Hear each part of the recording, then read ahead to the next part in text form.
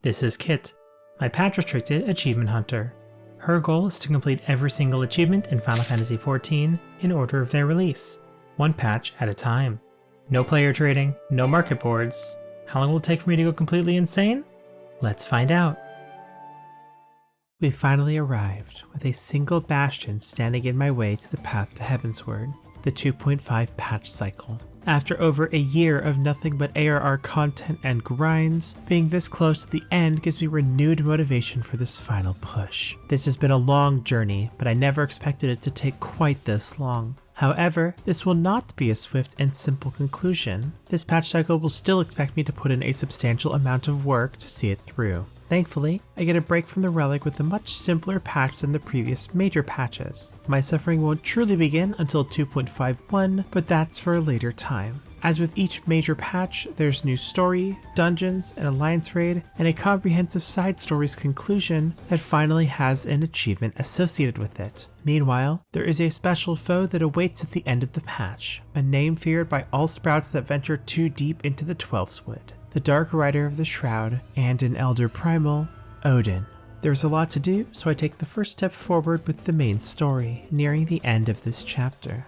Previously, we were learning about how to utilize White Auracite, so it's about time to check in with Minfilia to see if there have been any advancements in those plans. While speaking to her, Alphino asks for help with a Crystal Brave issue regarding Wayu's capture. As expected, the Immortal Flame's been struggling to cope with the revelation that one of the highest ranking officers was a Garlean agent. Oh, Eloise, or what her name was. It was the Elizin woman. She was Rabon's right hand. Me and mine had making inquiries to the source of the weapons, what found their way into refugees' hands a ways back. So happens we got wind of something promising, a rather large purchase of sharp and pointy things by black marketeer hold up near High Bridge. I follow a black marketeer to seek more information about what's been going on in the flames. God, I hate how long it takes to get to High Bridge because there's only one aetherite on the left side. It's like they made their aetherite placement as painful as possible on purpose. Should we talk about Oz's Law? Smile? Yeah, when they designed Ozzy's Law, someone literally was cooking up some demonic spells on that one. I mean, Sea of Clouds is also pretty bad. Sea of Clouds. Okay, here's my hot take of Heavensward. I love the story of Heavensward, but Jesus Christ, they had some fucking atrocious aetherite patterns because they knew you were going to fly. However, when we arrive, the marketeer is dead,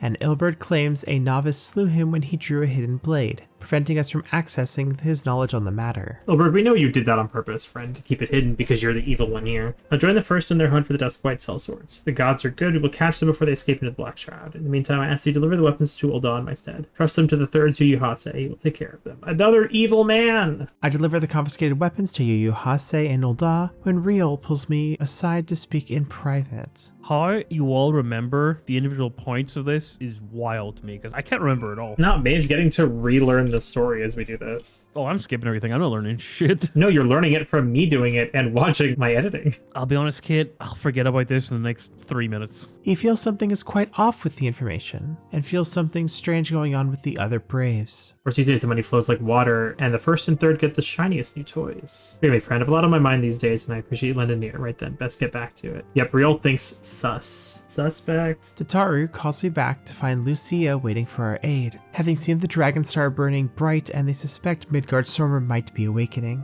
She asked me to check on the Keeper of the Lake to see if anything strange is going on there. Or are you waiting for me to get to Keeper of the Lake so we can do it? Yeah, I got this a long time ago. I've been running around. Oh, I know. I know you got it a long time ago. Honestly, I forgot the entrance was so far away. I thought it was further east from here. Oh, wait, where are you? Over here. Not you, the Doman. With that dungeon now unlocked, we head straight inside.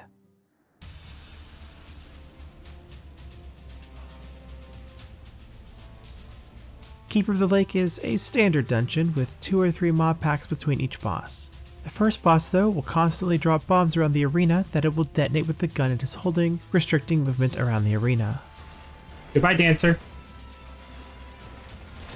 What? Okay, the Dancer gonna live this time. Yeah, crazy. With little effort, Einhander falls, and we continue to the next pack of mobs. Interesting. They are not doing the big bull. Coward. Coward. Call them out in chat right now. I'm not going to say anything. Are they typing something? I'm being sarcastic. Relax. It's fine. Hold. Oh, hold. They're saying, wait a second. I thought there was in hold DPS. Or were they standing next to the tank and getting believed? Oh, is this a baby dancer? 61? Oh, they are baby. Where are they? Where is the dancer? They are not joining us. I was wondering why this stuff was dying so slowly. I think they're currently AFK. The second boss drops fire puddles across the arena, additionally summoning ads multiple times throughout the fight. I miss the old version of this boss so much. Was it better? It was such a pain in the ass and it kind of sucked, but there was something charming about that, you know? It was awful and everyone hated it, but it was charming. Alright, they're here now. No, they're not. They got auto-teleported. Well, they're about to get... Nope, they're getting disconnected. Even with only 3 players, the Magitech gunship took no time at all, and we move on. Should I LB the next pack? You can if you want to. We don't have LB. Oh, well, they just DC. Well, So maybe, yeah, if you want to, go ahead and LB the pack. Smile. I can't vote kick them. No, because we're in combat. Oh my god, Quintania flashbacks. It just plummeted. It plummeted the main tank. Oh, nice! The first explosion clipped it. Or maybe it was because it was dead, it counted it? That's crazy. Who treadeth now upon my bones, and waketh me from slumber sweet? We're not walking on your bones, buddy. Thou hast forgotten the face of thy lord. Remember, mortal, and fear me. Mapping the realm. Also, I can't kick them because we're rolling on loot. Dave, have you done it? Yep. But they're not here! Oh, wait, we can't vote kick. 80 seconds. Defeat question mark, question mark, question mark. Excuse you, game. It says Midgard Stormer over him. Are they starting it? I mean, I hope we pass the DPS check. Oh, we'll be fine. In before we fail. If we fail a DPS check, I need to just stop playing this game. Have fun up there, mate. Please don't be outer. Please don't be outer. Okay, good. You think there's a DPS check since when? It's always had one. Once you get him to half HP, there's a DPS check where he spawns ads. Is there a DPS check, though? Yes! He's charging his lasers. Here comes. DPS check. Kill him. Okay, yeah, we'll pass the DPS check. Oh, shit! I almost got caught by that. Yeah, we'll be fine. Yeah, we got the check. We're Gucci. I didn't remember how tight this check was. Targetable, kill dad.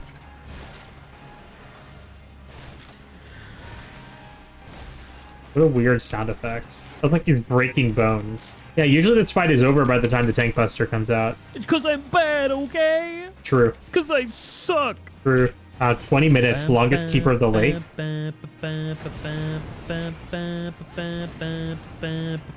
What are you singing? It's like elevator music, like you're stuck in an elevator because you're just trying to get through. It's like that's how I feel right now. It's taking a million years for this thing to fucking die. Yay, we're done. I killed him. To the dungeon 6! Yay! That's the last to the dungeons achievement. It's funny because this almost implies we've actually legitimately properly killed Midgard Stormer. He's dead. Do you think that guy actually got embarrassed that the tank tried to tell them how to play? And they... Could have been. Who knows? Yeah, they just left and were gone. With another Map in the Realm achievement under my belt, Midgard Stormer's spirit succumbs, and he grants me an audience. Speak, mortal, and I shall listen. He informs me that the dragons have heard the song, and that Ishgard's children shall face retribution for their ancestors' crimes. One of his children calls for vengeance, and Midgard Stormer seeks to join in. Upon seeing me bear Heidelin's blessing, he takes an action against it, sealing it away. Fire the laser beam through my chest. Huh? He shoots a laser beam through your chest to disable your powers. They go dormant, is what happens. No. Okay, they go dormant. He chooses then to observe me without the blessing, and to see what will come of me next. I make my way back to the Rising Stones to inform Minfilia and Alphino, where I tell Minfilia that the Blessing of Light has been sealed. Don't worry, we're gonna go fight Nail without it. We have to do Nail Savage without the Blessing of Light, babe. We're so screwed. Hi, little dragon. Art thou a pawn or master of thy fate? What hast thou wrought by thine own hands? I like how he just says that and leaves. It's like, peace. I'm gonna talk shit to you and then just dip. He's literally an abusive father, like, actually. Whoa! He shows up, shit talks you, and then leaves. It's like, what are you talking about? That's a great dad right there. I tell Lucia about Midgard Stormer's arousal, and she returns to fortify Ishgard's defenses. Okay, you know dragons by limbs, right? Yeah, they're wyverns. Okay, no, that's like if they. Okay, I'm talking about a dragon that is literally like just body. I don't describe that type of dragon with no arms, legs, or wings, sort of thing. Like Altaroit without the wings? Maybe. Danger Noodle? Yes, a danger noodle. But if they wore PJs, it'd be like wearing a big sock. Yes. Why is that what you've been thinking about?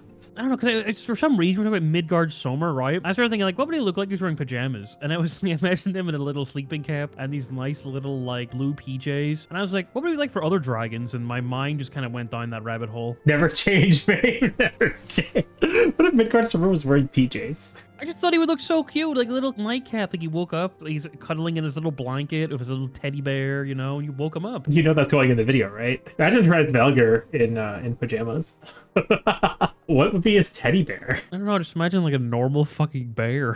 He's way too big for a normal bear. He'd have to have like a gigantic bear. Someone just made him a big bear and he cuddles it with it during night. What about Bahamut? Bahamut also has a giant bear, you know? Honestly, he could actually. Imagine his bear was just nailed, like he just grabbed her and held onto her and slept. Moonbrita then directs me back to the Solar to continue solving the Ascian problem, where she takes the time to recount the abilities of... Can I skip this cutscene about the Ascians? We already had this conversation in 2.4. Excuse me, I was getting to that. After a long discussion about the etheric blade to slay the Ascian, Moonbrita wants to use the corrupted crystals as a method to form the blade, and Alphino directs us to Northern Thanolin, alongside a request to check the castrum for some strange movement. I help the Crystal Braze dispatch a few Garlean squads before we can work on the corrupted crystals. While setting it up, I sense an unwanted presence, and an Ascian appears, Nabriales, who worked with Lahabrea and is frustrated with me having ruined his efforts. Moonbrita tries to attack him, but he easily deflects her, setting her flying back. Do settle down. You must concede that I acted in self-defense. He notices the absence of our blessing and takes the opportunity to go after a staff. Nabrialis, he calls himself. With charm like that, I'll bet he has maidens falling at his feet,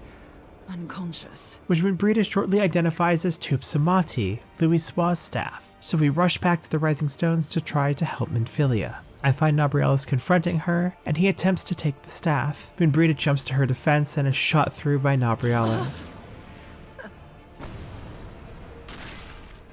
Moonbrita! He takes Minfilia hostage along with the staff, and I jump in right after him. There's the crystals. All right, double summoner it is then. By the way, if you really want to, you can pot up right before he sucks you in, and it like extends all of your buffs by a significant time. Wait, really? As soon as you get sucked in, yeah, your buffs are extended like 5 times. You can try it. I mean, there's no reason not to. How many of them do you have? I'm sure you have a lot. 79. Yeah, just try one of them. Why not?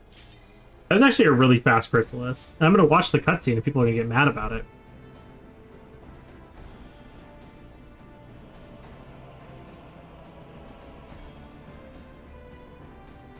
Oh, is this in the convocation room?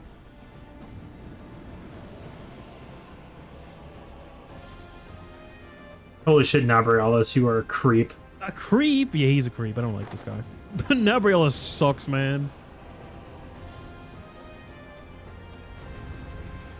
Nabrialis has a few noteworthy attacks. First, he will teleport to the center of the arena and go invulnerable, spawning orbs around the arena that move into him in the center. Players need to intercept them, causing them to explode and giving a physical vuln, a magic vuln, or spawning a shadow sprite. The phase is about alternating vulnerabilities to minimize damage taken. Any that reach the center give him increased damage on his next attack. He got a lot of boosts here. This is gonna hurt.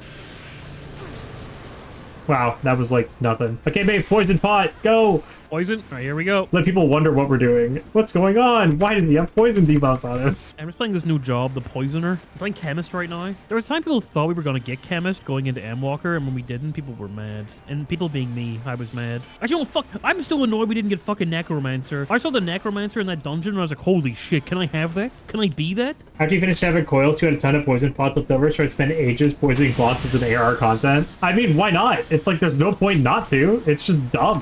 Why not? I can't take that one. Thanks, Van. Van, be careful. I can eat this red. Oh, I can't take that one. I can't take either of these. Ah! I'm gonna have to take one of these. Oh, okay. I had to take one and I died for it.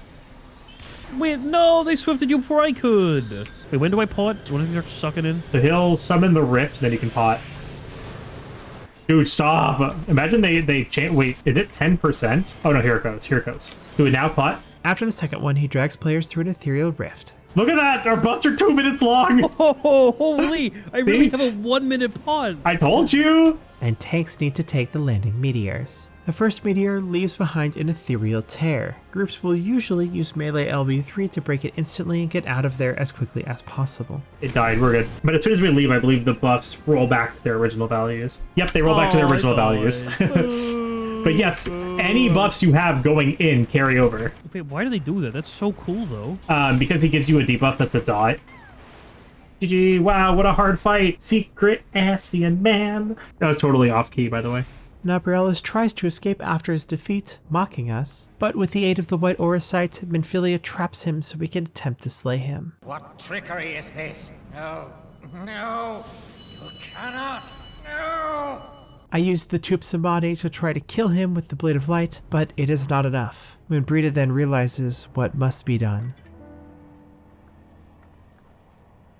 Moonbreeder, what are you doing? Master Louis, I understand now. The choice you made. In death, there is life. Farewell, Urianger, you damned old coot.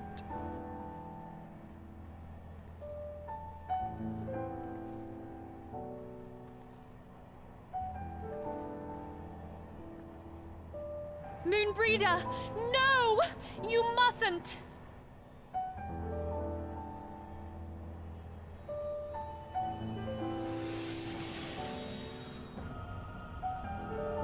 What? No! It cannot end! I am eternal! I am immortal!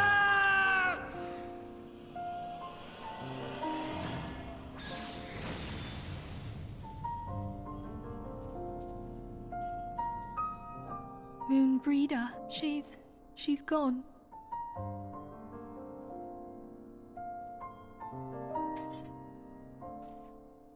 You did it, my friend. The Asian is dead.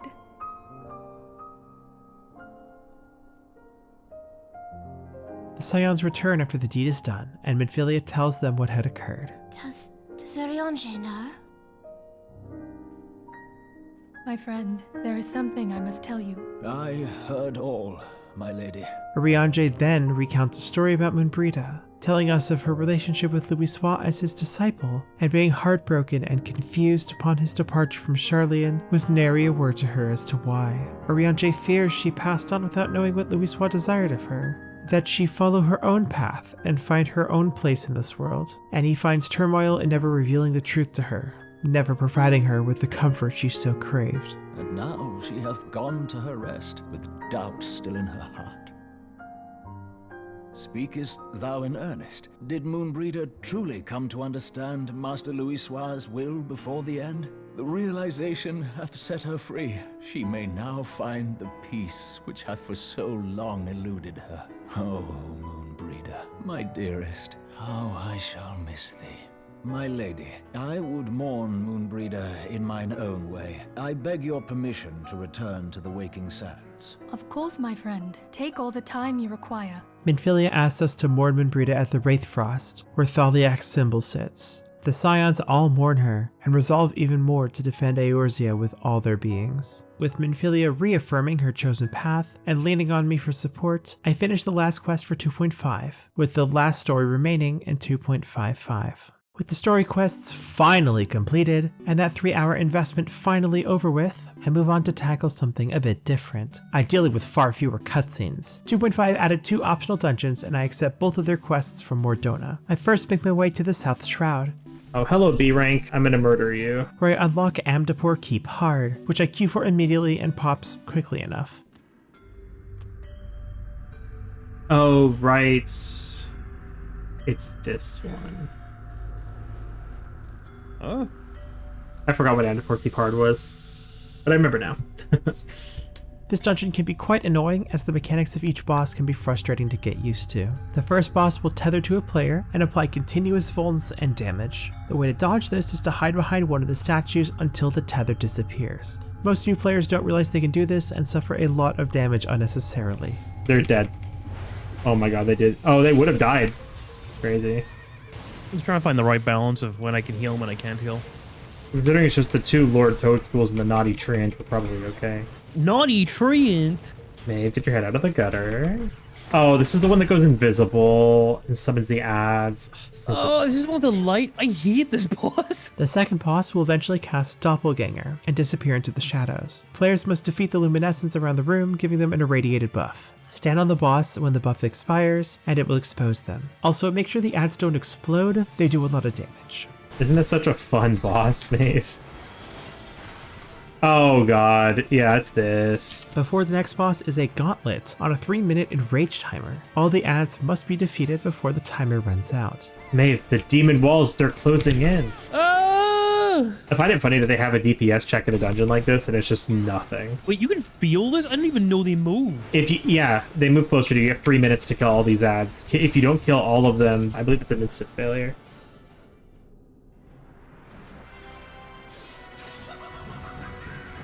I earn Mapping the Realm before taking on the final boss. He, however, poses little threat, feeling like a bit of a joke for being in an endgame dungeon for the time, as I wouldn't have been surprised to see him in level 30-ish dungeons. Oh, here we go. Free yourselves. Hit it. Thank you. The mimic clots. Those things were disturbing. Wait, I'm sorry. I never saw that attack.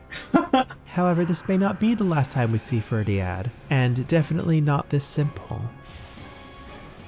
I then make my way to Upper Lenosha, unlocking the second dungeon, Wanderer's Palace Hard, which provides a flipped experience of the first time. Instead of finding the Tonberries, we work to protect them from the Mamulja that have taken over the dungeon, and have left some very obnoxious mechanics in their wake. I'll be glad to finish this dungeon quickly. The first boss will occasionally throw down sacred spears, which need to be destroyed, or they will periodically fire out AoEs that inflict burns on players, being a stacking dot. Isn't this boss fun, Maeve? That's fine. No turtle. That's a good boss design. If he throws more down, just kill him. Who cares? The next packs have sacred standards, which give any enemies in their radius a damage up and vuln down, so you'll want to pull them out and handle them outside of the radius. This can be tricky as the casters will sometimes elect not to move. The second boss will put down standards which the players can pick up, giving a damage up, a fire resistance down, a transformation into a frog, or a heavy debuff. If he retrieves any damage ups, he keeps them for the remainder of the fight. Hey, come here, boys. Which one of you has the key? Before the last fight, I get the Mapping the Realm achievement. Hey, look, it's the first Mamulja that we ever see. Mulajaja! The final boss will then summon Sacred Standards, which buff the boss when it's in its radius, and Sacred Idols, which tether to it and must be destroyed to remove the buff. This boss requires a lot of movement, making melee life hell.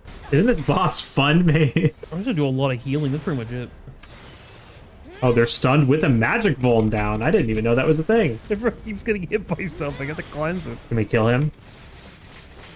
Thank you. There we go. Easy. I don't get it either. You know what's funny? We could literally have got to the dungeon, went, yeah, goodbye, and just left, and we still would have done the achievement. Well, no, because we got... Oh, yeah, I guess we don't have to finish the quest. That is true.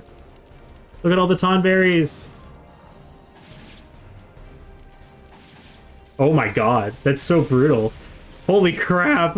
With no more dungeons left in A Realm Reborn, I pivot over to something non-combat related. Finishing the Lucius tools. Previously I made the super weapon for Fisher, as it was necessary to catch all the fish in 2.3. However, I never made any progress on the crafter one, but I have been stockpiling resources to finish it when I get the chance. Previously I collected 15 duck bones from crafter leaf quests, as they would be necessary to get to the Lucius weapons, which give shards or duck bones, which I need for the Lucius tool in the future and can be sold for gil. First I need to get the super weapon, and since I've prepared for Culinarian, I'll go for that one. I need to make a rich tomato relish, some 5 high quality duck broth, 5 moonstones, and a mastercrafted material.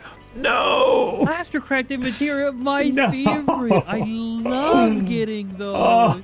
Oh, Kitt. No. Oh, the grind again? Oh, you love doing that. and gather Did I save any? I don't think I did. another... No. Mastercraft demi-materia? Why does it always come back to this stupid thing? To get the painful grind done first, I start making rose gold cogs again. When I realized that in 2.5, Talent Shop was adjusted to include new artisan gear so players could catch up. The artisan patents have a much higher chance of dropping the Mastercraft demi-materia, a 12% chance rather than the dreadful 7%. However, my luck does remain awful, but thankfully not as bad this time, as it only takes me 16 patents to get the demi-materia, Oh my god, we got it! leaving me at double the drop rate rather than the original 5 times. With that pain over with, I get to work on making the rich tomato relish, which is a very easy craft since I can make the spicy tomato relish and I already have... I don't have any field craft 3s. No! Well, I do not have the Fieldcraft Demi materia, so I go to farm that too, which is easy enough to get from a vendor in Ul'dah by desynthing the Bridesmaid Sandals, which also happens to give Wind and Earth clusters. Oh, right, I needed to open the desynthesis menu. What am I doing? I got one. Fieldcraft 2, not what I wanted. Fieldcraft 3. Okay, I have my 2 Fieldcrafts. I need to go buy the cinnamon from the shop, and then I can make all this. I make the spicy tomato relish, then convert it into a rich tomato relish, which I can then trade into Talon for the Chantico Supra, and get to work on the duck broth, which should be an easy craft, but I forget that it's a lot harder than expected. Oh my god, you only get 40? Oh shit. Huh. Are you gonna be okay? Oh my god, I didn't even max it. That is a much harder recipe than I expected. I wish I had delicate synthesis. I'm gonna have to gamble. Wait, how are you gonna gamble? 87% chance that this thing's high quality. Can't you just like wait and maybe you'll get a proc? Got it. After a significant amount of gambling on these very difficult crafts, I managed to get the 5 broth and exchange everything for the Chantico Lucius, finishing the first of the 2 tools and receiving an achievement. Thank you. To tool time for the hand. Okay. Next is to upgrade the Halcyon Rod Supra on Fisher to its Lucius variant, as I've already done half the work. I already have the 5 moonstones I need for the exchange alongside the glacier crystals. However, I need to collect gigant clams, which are only available in South Bloodshore with a steel jig from 11 PM to 2 AM. They also have quite a long bite time of up to 32 seconds, making it hard to catch the 15 I need inside that time frame. But of course I make my best effort to do so. If it's not a 3, ignore it. Okay, there's 1. I think it's a 30% chance it bites. Your bird is in my face. Hello, my son. Yeah, I see you. I see you. Don't worry. Your mother sees you. Yeah, it says it's a 30% chance, 31%. You want to ideally have 3 before the end of the hour, and you're on pace. It's 10 to 32 seconds, so you'll have to be wary of it. I can knock it a 3rd. I think I'm at 3, and you're at 2. There's your 3rd. Just gotta complain. I can't believe I'm not finished yet, Maeve. Can you believe this? I'm not done yet. See? Okay, there's 5 for me. That was a really fast digging clam. That was 18 seconds. I want one of those. Maintenance begins in 30 minutes. We're working on it. We're working on it. Okay, that's 7 going into the last hour. Puts me on pace. I think you're 1 behind. Yeah, it's 8. 2 more. Okay, we have about a minute left. Minute 20. Okay, I just need to hook it one more time. You're at 9? Yes, I'm at 9. I would have been at 10 if that one didn't slip. You have maybe 2 more casts, maybe 3. All right, the window is closed. This is your last chance. Please be a 3. If I get a 3 and can finish this now, that'd be so nice. It'd be so picturesque, but it's not going to be. It's going to be a full moon sardine laughing in my face. 24. Fuck you, sardine. I got to 9. If I didn't slip, I would have been a 10. It was a SIBO, even worse. If I could play it, I would. Unfortunately, I was only able to get 9, meaning I'll have to return for the next window. When I have another opportunity to make the window, I managed to catch the remaining 6, making the exchange and completing the second Lucius tool. That is both Lucius sets completed. Earning the last gathering and crafting achievement of ARR, besides the remaining 2.0 ones. Despite the dungeons being complete, I still have a major fight left in this patch, with the final new primal. The Sprout Slayer and the King of Gridania, with the most notorious fate in the game, the Dark Rider of the Shroud, the Dark Divinity, Odin. The level 70 Fate Steel Rain can spawn anywhere in the Shroud, including in the middle of Central Shroud, catching unaware Sprouts off guard and instantly annihilating them. Additionally, each time this fate spawns, Odin dons the visage and name of the player who defeated him the previous time, retaining an unending cycle of his returns. However, there may be a way to end the cycle once and for all. Upon returning to Gridania, I speak to the lieutenant, and they tell me that they may have discovered a way to slay Odin for good, accepting the quest they have for me. Notably, this is a continuation of a questline from 2.0 that helped establish some more lore about Odin, mainly for the Fate, but now also ties into the Trial, upgrading the quest to be a blue quest now. I completed them previously because I needed the materia for building the items for the crafter quests, but also as setup for this. I am informed of a seed seer seeking my presence. Finally, we have a plan to put his prowling to an end. Brother O-Ap Pepsi has the command. His name is Pepsi? And so I make my way to Earth's Gift to speak with them. getting distracted by a fate along the way. Or are you talking about the other one? I got Alexandrite. Oh my god, because I have a relic weapon equipped. I am called so that they might finally figure out why Odin continues to reappear, and hopefully stop him by witnessing the moment of his demise, asking us to confront him at Earth's Fount, the final new trial of ARR. Will this be the hardest? They used all the previous trials and raids to hone the experience, creating another trial that isn't a part of the standard roulette, as they deemed it a substantial challenge, an unofficial extreme. How hard will it be when we tackle it? As with all the previous trials, I start a party finder to tackle it at minimum item level with no echo. And after a short while, the party fills and I head inside to confront the primal.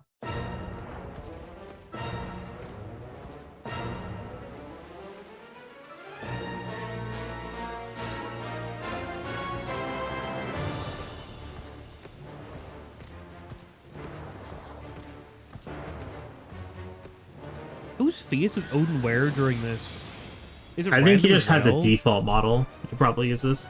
Odin begins with Valknut, a moderate AoE on himself that deals 60% max health damage to players caught in the attack. Next, he will cast Hall of Lead, instantly hitting 3 random non-main threat players with AoEs that inflict moderate damage and a cleansable 10-second slow debuff to all players hit. He can then use Sangatal, a potent tank buster on the main threat. He will then cast Hall of Stone, targeting 3 players with ground AoEs. After 3 seconds, he will deal moderate damage and petrify any player's hit for 8 seconds. Odin can then cast Hall of Sorrow, dealing moderate raid-wide damage. He can also pair it with Gaganwrath, summoning red spears outside the arena that will shortly dash through it, knocking back players a moderate amount if caught and dealing heavy damage. He will periodically use Einherjar, a raid-wide for moderate damage, and applies a cleansable bleed for 30 seconds. He will then target 3 players with AoEs, and shortly after, The LB1, very nice to see. throw Gungnir's spears on them, which land in the ground and become targetable. As long as one spear is alive, there will be a constant bleed in the arena, dealing even more damage. He will continue to use these mechanics until he reaches 15% health, or 6 minutes have passed in the trial. He will cast Shinzon Tetskin, which is a 30-second channel that takes 7 seconds to execute, and will wipe the party. Even if a player survives, by res cheese, the fight will reset, making this a hardened rage with a fairly tight DPS check, especially on mine. The tank is about to die. Oh no, Odin's on me. Yeah, I'm not a tank. the other tank hasn't picked it up. There we go. This fight's not easy, but we have to kill the Gungnir's because they will explode, and I believe they're lethal. They also put down just this dot field that we don't want to have. We have no tanks. I'm not sure what's going on here. No, Odin, leave me alone! Well, he's about to tank bust me, so I'm dead. Gungnir's again, by the way. Holy, okay, this is actually much more punishing on mine. Yeah, this fight is not simple. You cannot just disrespect this fight. It's still hard. When I did this shit in Metro Roulette, it was much easier. Do you only have 5 minutes? Is he actually about to enrage? I'm having a great time on the grind, you know? It's okay, I'm also on the ground. Yeah, I get to watch a movie. This is great. We are getting very low here. Tank is dead? Alright. Imagine if we had healer LB3 right now. Imagine we didn't send LB1. Yeah, that's what I'm saying. Imagine we had LB3 right now. That was still very funny to me when I saw that. It was just like, why are we sending LB1 on this guy? I mean, it was really bad, babe. If we had healer LB3 there, we could have saved it. But they used LB1, which meant we didn't have the bars for it. Do the tanks have their stances on? They do. Why does he keep turning? Oh, because the warrior's on the other side. The warrior's literally fighting for aggro. I mean, Odin isn't simple. Odin already, by the way, is taking longer than Shiva Extreme. Just saying that. Shiva didn't take long because we got like a fucking world's goatest party. He was fucking removed. Like, we actually people knew what the fuck they were doing. Hui! I don't want to walk into that. I mean, he's quite a bit lower than he was before. We're actually doing better for damage. You ready for the Gungnir's? Don't get stoned, Maeve. If you get stoned, I should publicly shame you. God, it's crazy that his tank buster is almost lethal on mine. That's crazy. They did it. Stop! I typed it in the chat. Don't use it. They're probably not reading. Maeve, it's so bad. It's actually really bad because we don't have healer LB3 now. We're not going to have it. Hey, think about it. If we have to live by healer LB3, that's not a real victory. I mean, I would rather just get through the fight so we can move on. Is the tank? Oh, the tank is dead. All right. The other tank needs to provoke. Okay, they got it. Hey, there we go. Hey, next Gungnir. Last one. Ah! No, Careful. please, no! No! Did you get stoned? No, there's like a million AoEs launching in my face. All right. Gungnir's around the edges. Be careful. Yeah, we're doing a lot better damage-wise than we were last time. He was at 40% when we wiped. Ow. Tank Buster again. God, he tank busts so often. That's crazy. I hope we have enough DPS to clear the check. I'm gonna be honest with you. I really hope we do. Okay, no dots, no dots. Focus Odin. We can do this, we can do this. I think we can do this. It'll be crazy to me if we clear this better than I did on Mentor Roulette both times I got it while we're on mine. I think he starts enraging it. It's either 15% or it's time-based. I don't remember which it is. I think it's a percentage. Well, then ideally we wait for him to do a mechanic and then we push, right? Oh, there it is, there it is. Yeah, it's 15%. Can we beat the DPS check? I potted. Maybe? I think we're doing okay for damage, actually. I think we beat the DPS check. That's crazy! It took 2 tries. It took, wait, maybe? Hold on. Hold on. Please. Please, Odin, please. Please, Odin, please. Oh my god, let's go. That was a little close. That was closer than Mooglewalk. He actually finished the cast. Jesus Christ. That was a little close. That was a little spooky. But we did it. Oh. Holy crap. That was actually kind of brutal. That was horrifying. Oh, 4 of these? Can I get one of them? 72. Nope. 20. Nope. 76. Police.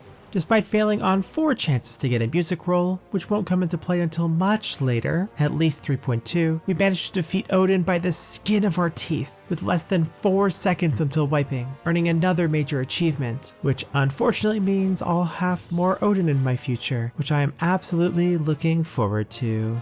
Yay!